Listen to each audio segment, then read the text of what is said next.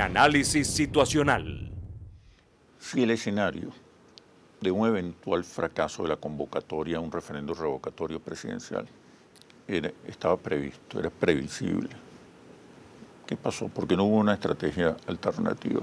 Claro, yo decía, y así lo sostuve incluso en reuniones en la propia mesa de la Unidad Democrática, que los mecanismos de presión que se abordaran pudieron ser diversos.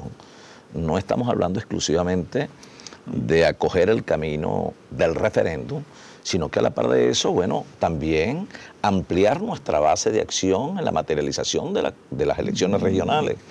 Y ello no negaba la presión de la calle, claro. Que también vas presionando la calle, un poco con la argumentación que te da el discurso frente a la crisis de la gente, los problemas de hambre, la mortalidad infantil, la mortalidad materna, la situación que presenta hoy no solamente en la creciente violencia que se expresa en todos los rincones del país, la decadencia de los servicios, la falta de políticas de Estado para atender cada una de estas. Eso no aparece en el discurso. Bueno, pero por eso te digo, o sea, si lo hubiésemos abordado de manera pesaron mucho los intereses personales de algunos líderes de la oposición que imponen. No, yo no creo que haya, porque hay algo de eso. En la mesa de la unidad, sin duda alguna, hacemos vida más de 35 organizaciones políticas, de manera que el pensamiento es diverso.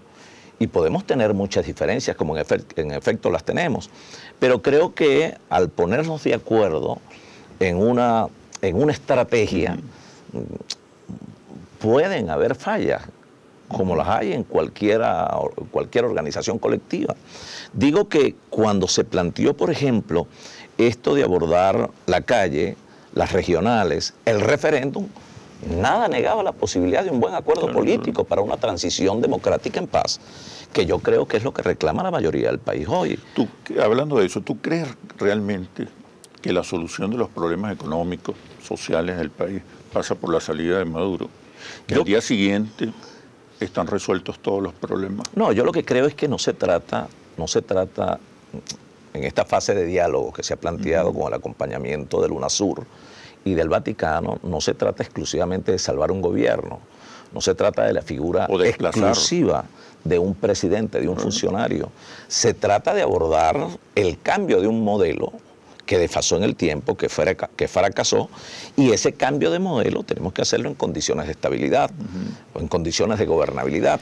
Si tú hoy crees que cambiando un gobierno mañana están resueltos los problemas, porque las posturas, fíjate, Oscar, las posturas, y tú lo sabes porque tú estudias el tema, las posturas extremistas, radicales, solo para el momento político, económico y social en esta dinámica bastante compleja del país, pudieran generar un cambio de gobierno que tenga condiciones de ingobernabilidad mucho más agudas que las actuales. Periodo de inestabilidad. Bueno, y entramos en la fase argentina, gobiernos de 6 meses más, cambios de gobiernos, cambios de presidentes y una fase de inestabilidad que nos sigue llevando a una condición de anarquía. Sobre todo una transición en manos de una oposición que, entiendo, todavía no tiene un proyecto para salir de la crisis, no tiene una propuesta para salir de la crisis, y además una oposición que subestima la fortaleza simbólica, social, la fortaleza de ese tejido emocional popular que logró construir el chavismo durante estos 17 años.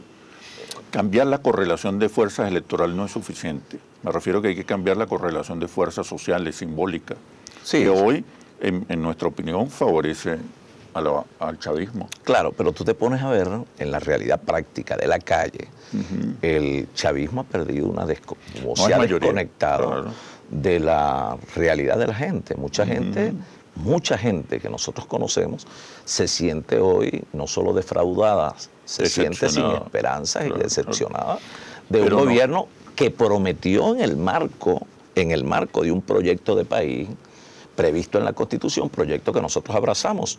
Y que pero los descontentos del chavismo no engrosan las filas de la oposición. ¿Cómo? Los descontentos del chavismo no se van a la oposición, porque se refugian en el centro político o en los niní. Claro, porque no hemos construido un mensaje hacia un vasto sector de la población que sigue siendo mayoría, que son los pobres, es la clase media baja, son los sectores que hoy no solamente pasan hambre, sino que los vemos excluidos de la atención en materia de servicios de cualquier instancia de poder del Estado. Entonces, las instituciones políticas, en este caso los partidos políticos, y la dirigencia, no solo debe tener el tino de construir un mensaje hacia ellos, sino también obrar con mucha humildad para caminar con ellos, para entendernos en su realidad. Es cuando tú planteas la necesidad de un gobierno de unidad nacional. Sin duda. Y sería el gobierno de unidad nacional lo que pueda dar al traste con todas estas series de elementos disonantes que no nos permiten ponernos de acuerdo más allá de nuestras diferencias. ¿Qué significa un gobierno de unidad nacional? Un gobierno de unidad nacional es un gobierno que incluya, un gobierno que tenga una apertura hacia todos los sectores. Un programa común. Un gobierno donde pueda participar incluso la iglesia, nuestros hermanos militares, que tú no descartes a nadie, que no sea la ideología quien promueva o el pensamiento, la visión política que se tenga el país, quien promueva el sectarismo en el reconocimiento del otro, para gobernar o para hacerse de un beneficio del Estado. Ese es un gobierno de unidad nacional, un gobierno que no tenga complejos ideológicos, no solo para accionar, para diseñar políticas que atiendan los problemas de la gente. ¿No crees que hay visiones antagónicas, irreconciliables entre el chavismo y la oposición que impiden realmente ponerse de acuerdo en una visión compartida? Más que visiones, son complejos. Hay mucha gente con mucho complejo y gente que los complejos, bueno, los hacen incurrir en grandes errores. El gobierno, por ejemplo, desde hace muchos años, y nosotros incluso lo expresábamos así en aquella carta que publicamos cuando nos separamos del partido de gobierno, el problema del sectarismo, esa visión excluyente de aquel que piensa distinto, el populismo exacerbado y algunas veces el clientelismo solo por mantener cuotas de poder que después se convierten en esas cuotas de poder en instancias burocráticas que no logran de verdad llegar a las necesidades de la gente. ¿Podría Maduro presidir un gobierno de unidad nacional? Pero yo no me atrevería a hablar de nombre. Yo creo que el presidente de la República hoy no tiene el reconocimiento, la legitimidad por su mal desempeño frente al país. Yo no me atrevería a hablar ahora de excluir a nadie, pero no creo que la tenga, y muchos personeros del gobierno no la tendrían. Sin embargo, sería entrar en un debate quizás muy álgido, que estaría en contraposición del planteamiento de apertura, de amplitud, del planteamiento incluyente y no excluyente desde el progresismo para poder avanzar hacia un modelo de Estado totalmente distinto que nos coloque en condiciones de competitividad, pero también en condiciones de resolver los problemas más sentidos de la población, especialmente de los más pobres. Tú eres uno de los líderes, quizás el único, que es aceptado por el chavismo, por los independientes y por parte de la oposición, por la oposición más moderada. Quizás porque ha tenido un discurso más de centro, sin exclusiones, ¿no? ¿Tú no estarías dispuesto a presidir un gobierno de unidad nacional? Bueno, eso no lo decide un hombre, creo. Yo creo que eso está en el marco de toda esta dinámica que muestra... Porque un gobierno de unidad nacional no lo puede presidir un partidario, un dirigente de uno de los dos polos, me imagino. Pero adelantar opinión, en mi caso particular, además que suena como pedante, sí, sería yo como muy presumido en decir, no, tiene que ser una persona como yo estaría dispuesto a ello. Yo creo que no. Yo lo que creo es que aquí tiene que articularse en todo un equipo con una visión más en colectivo, no de una persona, porque eso nos ha hecho mucho daño y tú lo sabes, Oscar.